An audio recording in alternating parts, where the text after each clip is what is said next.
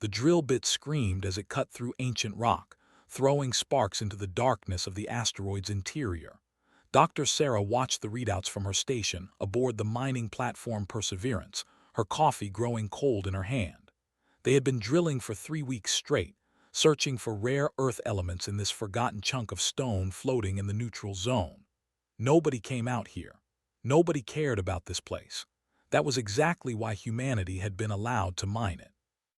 73 years had passed since humanity joined the galactic confluence. 73 years of being told where they could live, what technology they could use, and how grateful they should be for the privilege. Earth was dying, choked by centuries of industrial poison. The 5 colony worlds humanity had been granted were harsh, barely livable rocks on the edge of known space. But humans didn't complain. Complaining to the ascendancy was pointless. The Overlords had ruled the galaxy for 2 million years. They were beings of pure energy, creatures who had transcended physical form. Their word was law across 40,000 star systems and 47 recognized sentient species. Humanity ranked last among those species. The Overlords called them dangerously unpredictable but ultimately insignificant, useful for manual labor in places where even machines failed, but nothing more. The drill hit something that made Sarah sit up straight. The resistance reading spiked, then dropped to 0. The bit had broken through into empty space. That shouldn't be possible. The scans showed solid rock for another 2 kilometers. "Full stop," Sarah called out. "Pull the drill back." Her team moved quickly, their suits making soft hissing sounds in the thin atmosphere of the mining platform. Sarah suited up and descended into the drilling shaft with 3 others. Their lights cut through the darkness as they rappelled down, following the drill path deeper into the asteroid. The cavity was enormous. Their lights couldn't find the far walls, but what made Sarah's breath catch was what sat in the center of the space.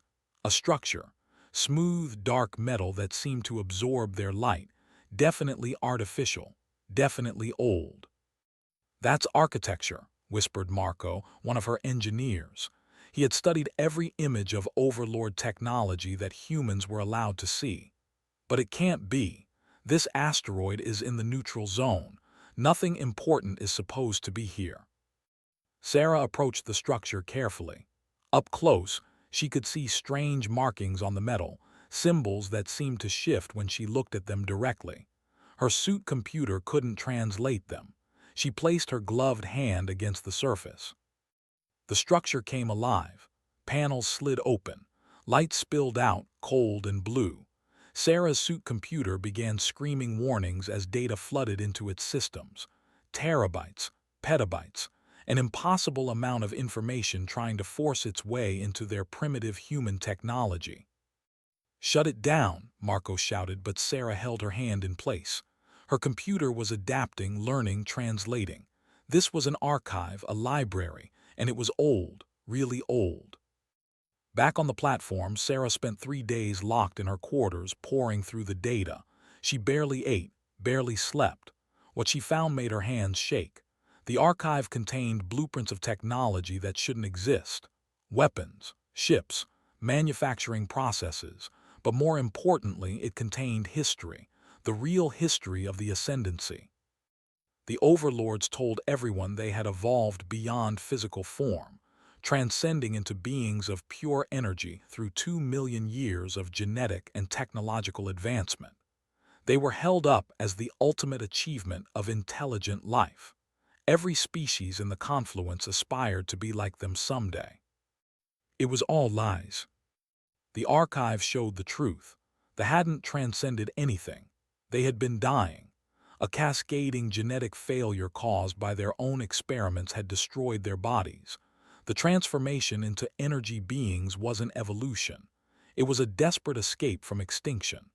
They had uploaded their consciousness into quantum substrates just hours before their physical forms completely collapsed.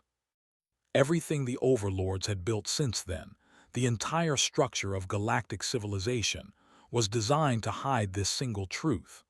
They maintained power through myth and monopolized technology. They kept every other species dependent, controlled, and ignorant. Sarah transmitted the data to every human colony, station, and ship she could reach.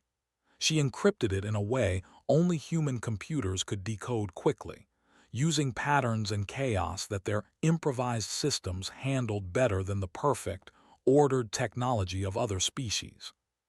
The Overlords found out within 48 hours. The order came directly from the Ascendancy's central command.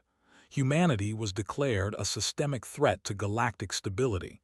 All human settlements were to be sterilized, every ship destroyed, every last human eliminated.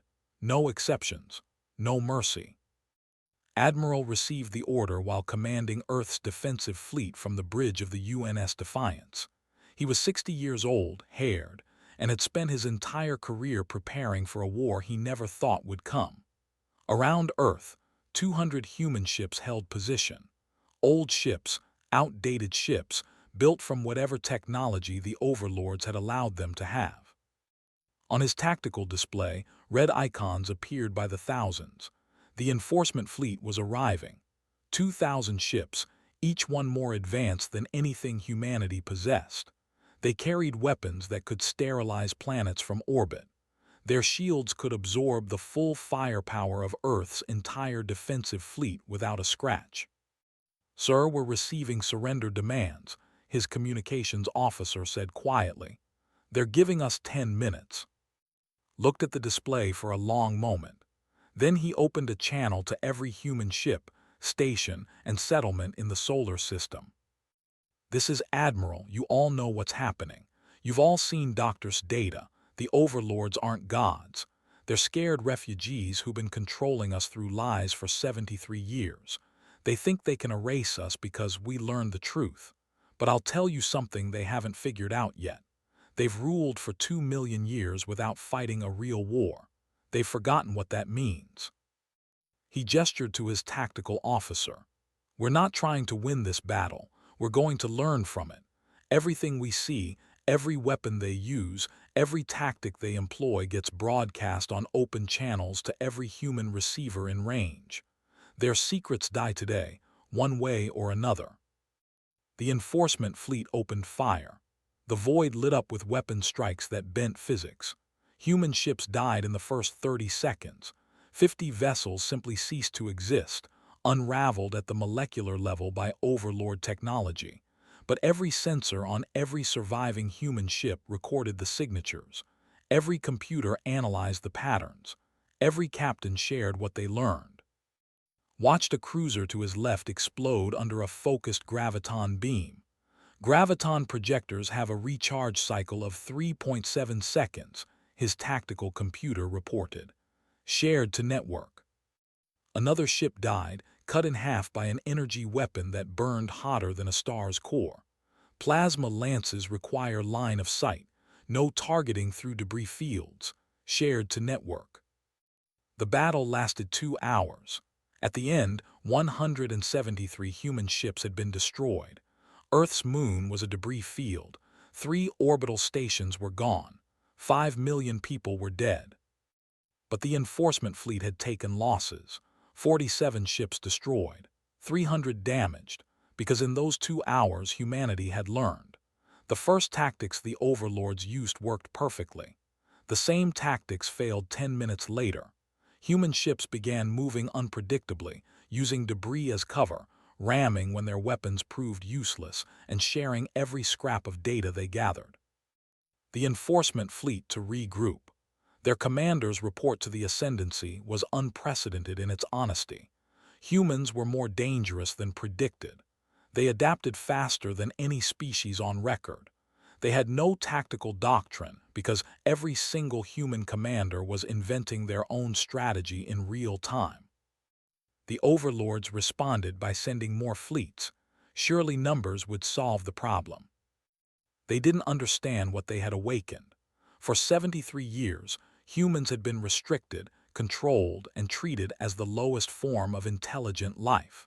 3 generations had grown up knowing they could never compete with the technology of other species, so they had become masters of making do.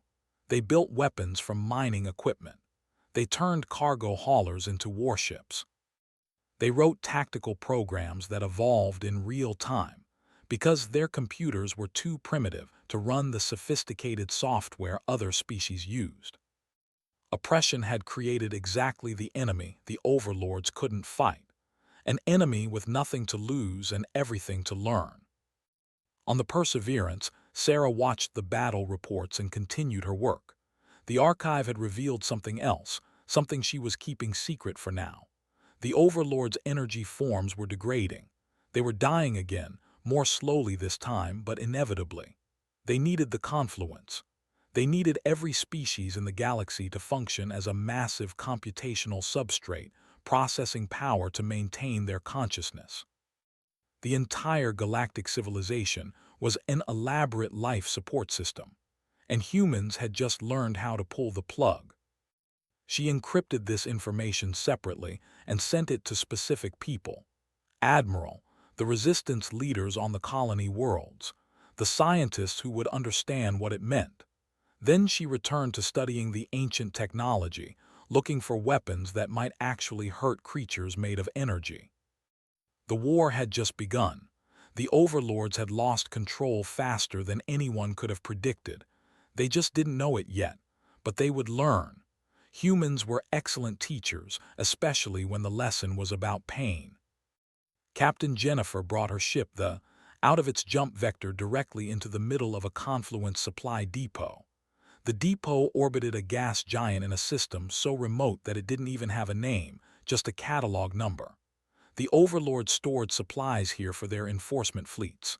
Fuel, ammunition, repair drones, and most importantly, data nexuses. As everyone called her, didn't believe in fair fights. There was a modified ore hauler that shouldn't even have military-grade weapons, but human engineers had learned to improvise. The mining lasers had been overclocked to the point where they could cut through standard confluence armor. The cargo bays held missiles built from terraforming charges. The ship's computer ran illegal AI software that evolved its own tactics. 3 defense platforms powering weapons, her tactical officer called out. 4 patrol ships changing course to intercept. Execute the pattern, said calmly. She was 32 years old and had been a cargo pilot before the war. Now she commanded a vessel that had destroyed 2 enforcement fleet cruisers and raided 6 supply depots. The spun on its axis and accelerated straight toward the nearest defense platform. The platform's weapons locked on, calculating intercept trajectories for a ship trying to avoid fire. But they didn't avoid anything. It rammed the platform at a quarter the speed of light, or rather, something did. The Actual had ejected its entire cargo bay 3 seconds earlier. The cargo bay, full of missiles and ore, slammed into the platform and detonated. The explosion lit up the system. The Real, now much smaller and faster, dove through the debris field toward the central station. 2 patrol ships destroyed in the blast, Tactical reported. 2 more breaking off. They think we died in the explosion. Let them think that for 10 more seconds, said. Boarding team ready. The 12 men and women in powered armor stood in what used to be the ship's galley. They carried weapons that were technically mining tools. Plasma cutters, explosive charges, magnetic clamps. One of them carried something special, something Sarah had designed based on the archive. They crashed through the station's outer hull. Emergency systems sealed the breach behind them, trapping the ship inside. Perfect. The boarding team cut their way into the station's interior while stayed on the bridge, managing the ship's increasingly angry computer. I know you want to shoot something, she told the AI. Just wait. If we survive the next 5 minutes, you can shoot everything on the way out. The AI sent back an affirmative signal that somehow managed to sound petulant. The boarding team reached the data nexus in under 2 minutes. The Overlords hadn't expected anyone to be crazy enough to physically board a station. Energy beings didn't think in terms of close combat. The nexus was guarded by automated systems that the humans simply cut through with their plasma torches. Got it, the team leader reported. 30 seconds to extraction. What they were stealing was knowledge. The Nexus contained records of every species the Overlords had uplifted, every technology they had granted, and most importantly, every species they had destroyed. 47 civilizations over 2 million years, quietly exterminated when they became inconvenient. The evidence would shatter the confluence. Every species would realize they weren't being guided. They were being farmed. And when you outlived your usefulness, you were harvested. The boarding team made it back to the with 20 seconds to spare, fired every weapon the ship had left at the station's reactor, then jumped out of the system before the explosion could catch them. 3 days later, the data hit the galactic network. The reaction was immediate and catastrophic. Rebellions erupted on 3,000 worlds simultaneously. Species that had served the Overlords for eons turned on their masters. The galactic confluence, stable for 2 million years, began tearing itself apart. But most species fought in predictable ways. They followed their cultural doctrines of warfare. They had formal military structures. The Overlords, despite being rusty, could fight these rebellions. Their technology was still superior. Their coordination still perfect. Humans remained different. Every human captain fought their own way. Every crew developed their own tactics. A group of miners in the belt jury-rigged an asteroid with stolen Overlord engines and turned it into a relativistic projectile. They accelerated it to 90% light speed and aimed it at an enforcement fleet staging area. The impact destroyed 700 ships. No military academy had taught them that tactic. No strategic computer had calculated it. Someone had just thought it might work and tried it. That was the human advantage. They didn't think like soldiers. They thought like survivors, like people who had spent 3 generations being told they couldn't compete, so they had learned to cheat. Admiral coordinated the defense of Earth from a command center buried 3 kilometers under the lunar surface. His fleet was down to 27 ships, but every day more vessels arrived from the colony worlds. Most weren't military, cargo haulers, science vessels, even passenger liners. It didn't matter. Human engineers could turn anything into a weapon. Admiral were detecting a massive gravity signature at the edge of the system, his sensor operator reported. It's big, really big. Pulled up the readings and felt his stomach drop. 10,000 ships. The Overlords were done playing around.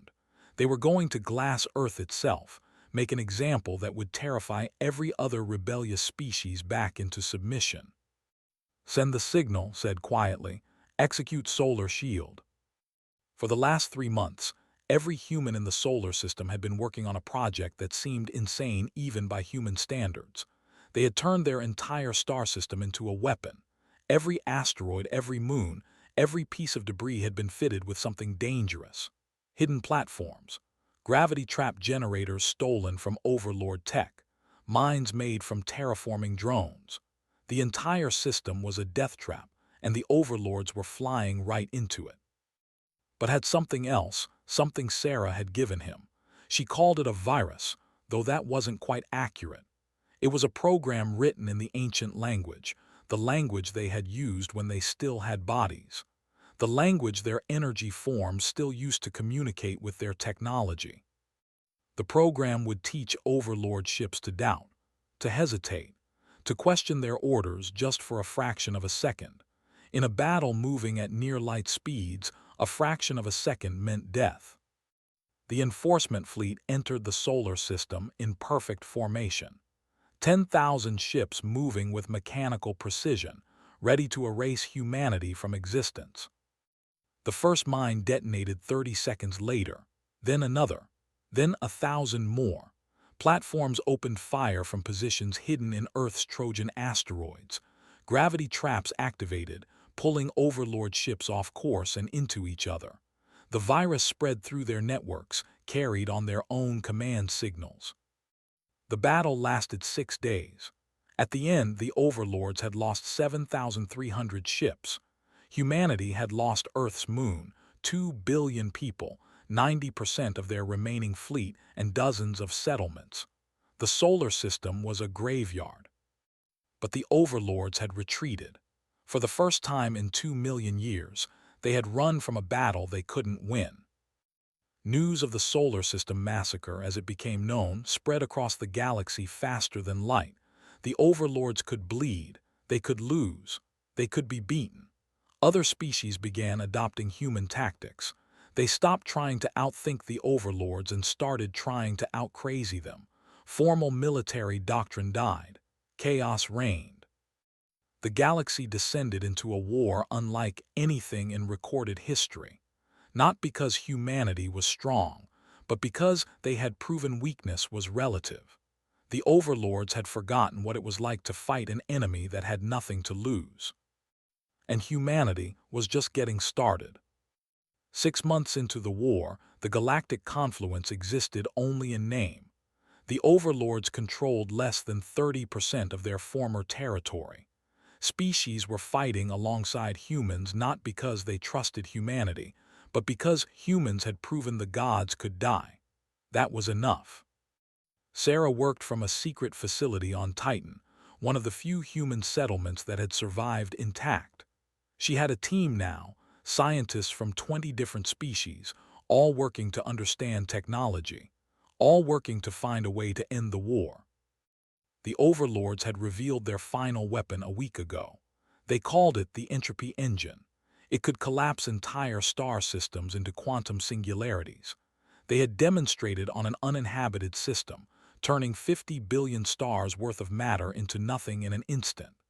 Their threat was simple: surrender, or they would destroy 100 systems an hour until every rebellious species submitted.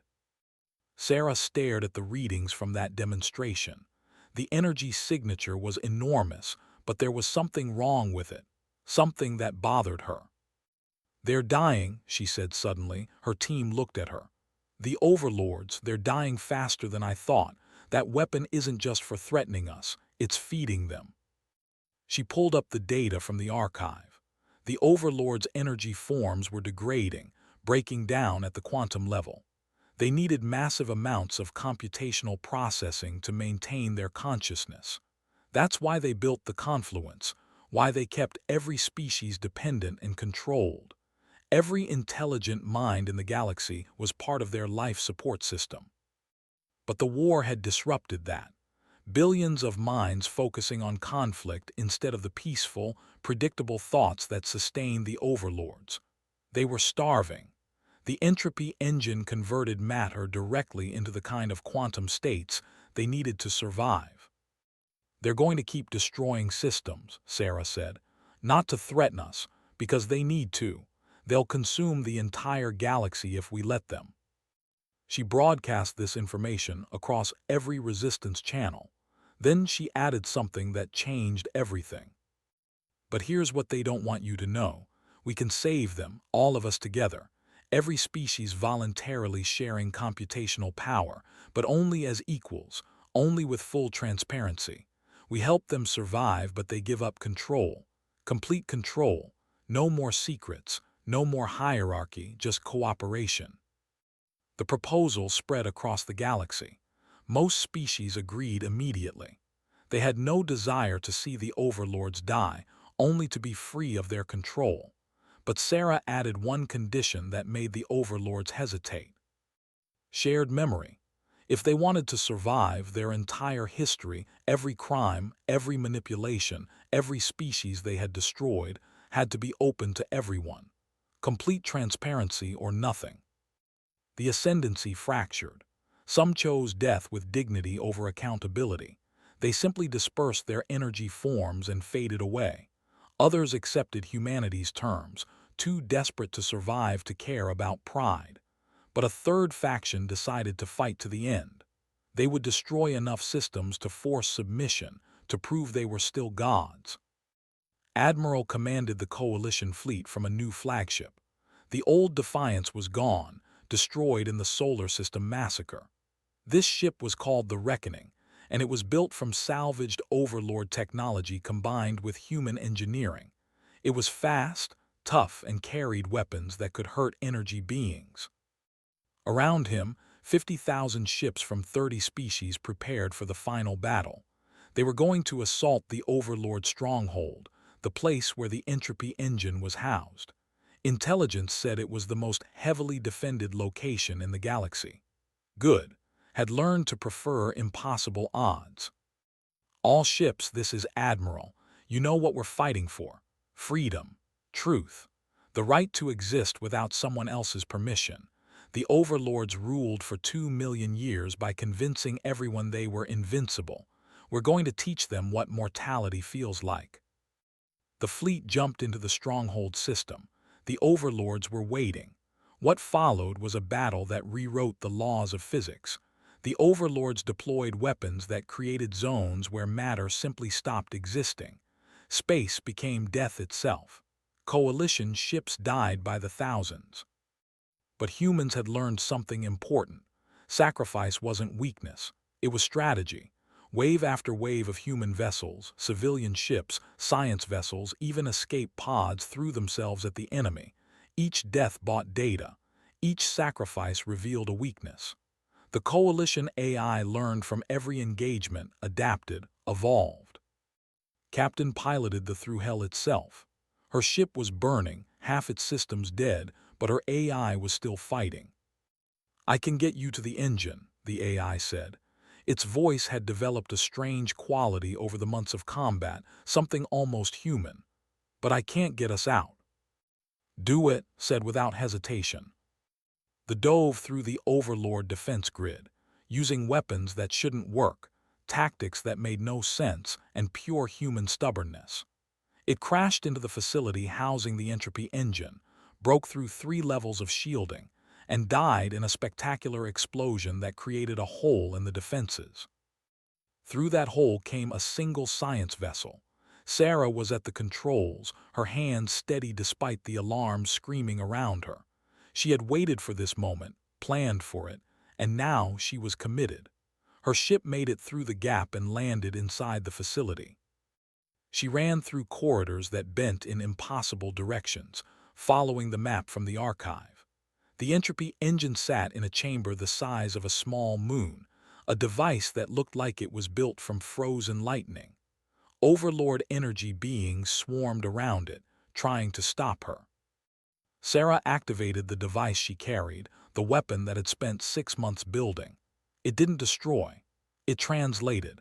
It forced the Overlords near her to experience something they hadn't felt in 2 million years, physical pain. They recoiled, confused, terrified. She reached the engine's control interface and plugged in her computer. The archive had given her the language, the commands, the access codes. She didn't destroy the engine. It. Instead of a weapon, it became a broadcast array. Instead of consuming matter, it would transmit memory. She uploaded everything. The memories of the Overlords who had chosen death with dignity, their genuine regrets and warnings. 2 million years of mistakes, arrogance, and the final wisdom of beings who had learned too late that control and understanding were not the same thing. The broadcast went out across the entire galaxy. Every sentient mind received it, from the most primitive species to the most advanced. They experienced what the Overlords had experienced. The slow realization that they were dying, the desperate choice between death and transformation. The 2 million years of maintaining a lie because the truth was too terrifying to face. The war didn't end with a final battle. It ended with understanding. The Overlords who had chosen to fight realized they had already lost, not because they were defeated but because they were known, truly known. They couldn't rule through myth anymore. They couldn't hide behind mystery. They were just another dying species, clinging to existence through the help of others. The remaining Overlords submitted to humanity's terms. They would integrate with the coalition, become advisors rather than masters. They would share their knowledge freely. They would survive, but as equals. The cost had been devastating. 3 billion humans dead, tens of billions from other species, thousands of systems damaged or destroyed. But the galaxy had changed in ways that could never be undone. Authority without accountability had collapsed under its own weight, exactly as Sarah had predicted. On the rebuilt lunar colony above Earth, They constructed a memorial. It listed every human who had died in the war. Beneath the names, an inscription was carved in letters 3 meters high. Sarah had written it herself. They controlled the galaxy for 2 million years. We broke them in 6 months, not because we were stronger, but because we refused to accept that anything was impossible. 1,000 years later, the Galactic Coalition operated on principles humanity had forced into existence: shared knowledge, distributed authority, the understanding that the moment you stop questioning power is the moment you lose your freedom. The human species numbered only 50 billion across 100 worlds. They remained relatively small, never dominating, never trying to replace the overlords as rulers. But every species in the galaxy knew, you don't measure humanity by their numbers. You measure them by what they make everyone else become. The overlords had spent 2 million years creating perfect subjects. Humanity had spent 6 months teaching the galaxy how to be free. And freedom, once learned, could never be forgotten.